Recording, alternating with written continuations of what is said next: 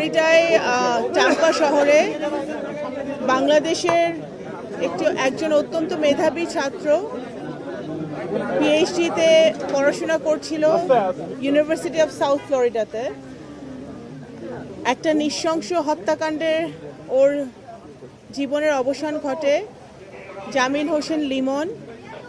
আসলে পরিবারের সদস্যরা এখানে আছে, ওর ভাই আছে, বাবা আছে, মা আছে, পরিবারের অন্যান্য সদস্যরা আছে। পরিবারকে সান্ত্বনা দেওয়ার মতো ভাষা আমাদের কাছে নাই। তবে আমার এই ঘটনা যখন ঘটেছে তখন আমি পররাষ্ট্র মন্ত্রণালয়ের পক্ষ থেকে ওর বাবার সাথে যোগাযোগ করেছি, লিমনের বাবার সাথে ফোনে কথা বলেছি এবং ঘটনাটি ঘটার সাথে সাথে আমাদের পররাষ্ট্র মন্ত্রণালয়ের যে মিশন আছে ওয়াশিংটন ডিসিতে, ফ্লোরিডাতে, তারা সার্বক্ষণিকভাবে যুক্তরাষ্ট্রের বিভিন্ন সংস্থার সাথে যোগাযোগ রেখেছে। মিশনের বিভিন্ন কর্মকর্তা, আমাদের যারা যুক্তরাষ্ট্রের বিভিন্ন সংস্থা যারা এই নৃশংস হত্যাকাণ্ডতে ইনভেস্টিগেশন করছে তাদের সাথে যোগাযোগ রেখেছে এবং আমরা চেষ্টা করেছি প্রবাসী কল্যাণ মন্ত্রণালয়ের সাথে সমন্বয় করে যত তাড়াতাড়ি সম্ভব আমাদের লিমনের মরদেহ আমরা দেশে ফিরে আনতে পারি। তো আপনারা জানেন লিমনের সাথে আরও একটি মেয়ে, আমাদের বাংলাদেশের সন্তান বৃষ্টি, ও নিহত হয়েছে একটি হত্যাকাণ্ডে। তো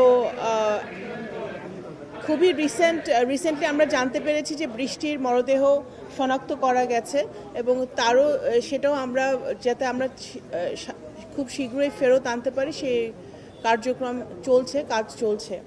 তো আজকে আমি লিমনের পরিবার আছে, আমি সরকারের পক্ষ থেকে বলতে চাই মাননীয় প্রধানমন্ত্রী নির্দেশে আমি আজকে এখানে এসেছি এবং আমরা চেষ্টা করেছি লিমনের পরিবারের পাশে থাকার। আসলে এটা তো কোনো ভাষা নাই, কারণ বাবা মার সামনে যখন মানে সন্তানের মৃত্যু হয় সেটার সান্ত্বনা দিয়ে আসলে এটার পূরণ করা যায় না। তো আমরা এতটুকুই বলতে পারি যে বর্তমানে জাতীয়তাবাদী দলের সরকার লিমনের পাশে আছে, পরিবারের পাশে আছে, প্রধানমন্ত্রী জনাব তারেক রহমান ওনাদের পাশে আছে এবং আমাদের যা যা সহযোগিতা করার দরকার আমরা অবশ্যই করব। আমরা যুক্তরাষ্ট্রের সাথে, সরকারের সাথে নিয়মিতভাবে যোগাযোগ রাখছি যাতে এই হত্যাকাণ্ডের সুষ্ঠু তদন্ত হয় এবং অবশ্যই আমাদের বিশ্বাস যে যুক্তরাষ্ট্র সেই তদন্ত কমপ্লিট করবে এবং এই হত্যাকাণ্ডের জন্য যারা দায়ী তাদেরকে শাস্তির আওতায় এনে তাদেরকে উপযুক্ত শাস্তি দেওয়া হবে আইনের আওতায় এনে। তো সেটাই, আর কোনো বক্তব্য নাই এখন।